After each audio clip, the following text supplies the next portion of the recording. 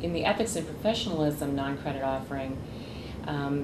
Professor Perry and I were basically trying to inculcate in the students the idea of professional identity formation and how that's a very important part of learning to be a lawyer. And you have to do more than just, cognitive analysis, but you also have to think about some of these very important questions, such as what kind of a lawyer do I want to be, and what are the ethical principles that are going to guide my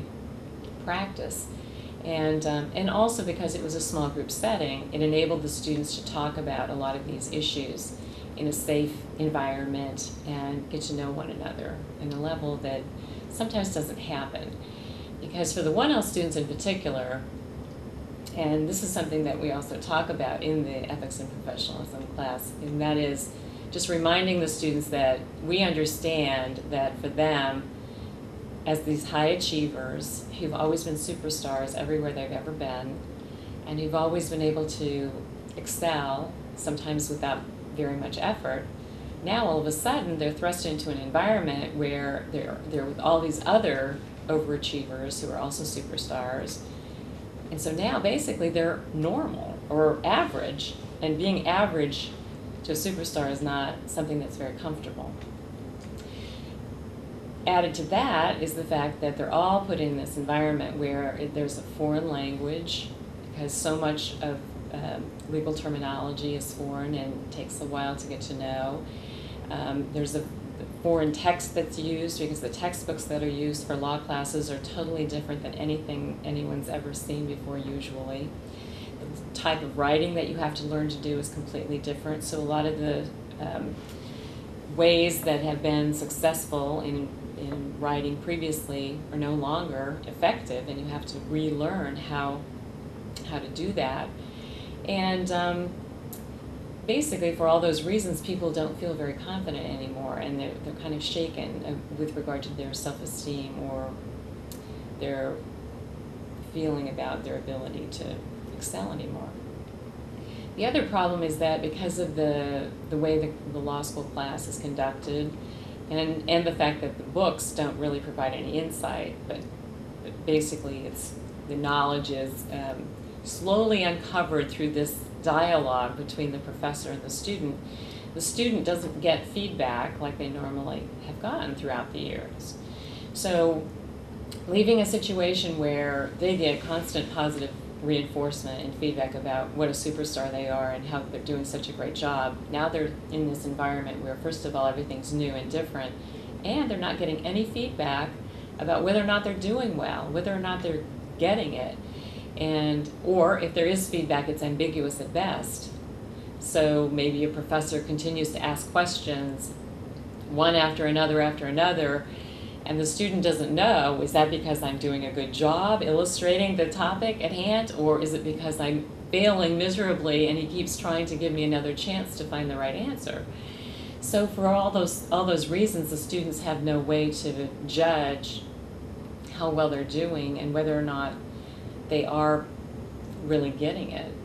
Then the last problem, which adds additional stress, is the fact that in most of the classes, the only assessment of how they're doing happens at the very end, because it's one exam at the very end, a very lengthy exam, and again, it's something unlike any exam they've ever taken before, and so there's a lot of stress related to that, and then also about the grade that they're going to get, because 90% of the students are going to get a grade other than they hope they'll get, and other than they're used to getting. So for all of those reasons, students suffer and struggle during the first year, and we try to make sure that they are aware that we recognize all of that, and we want to try to make it better. And hopefully things like techniques like mindfulness meditation and different cognitive strategies, talking with their classmates about some of these things instead of just pretending like everything's fine and feeling like you're the only one who isn't competent, feeling like you're the only one who doesn't know what's going on, when in fact everybody's feeling the same way.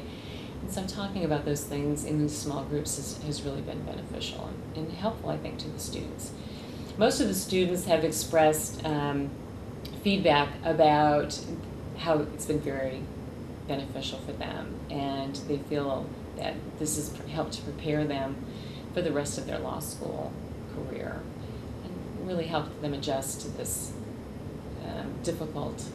stressful environment.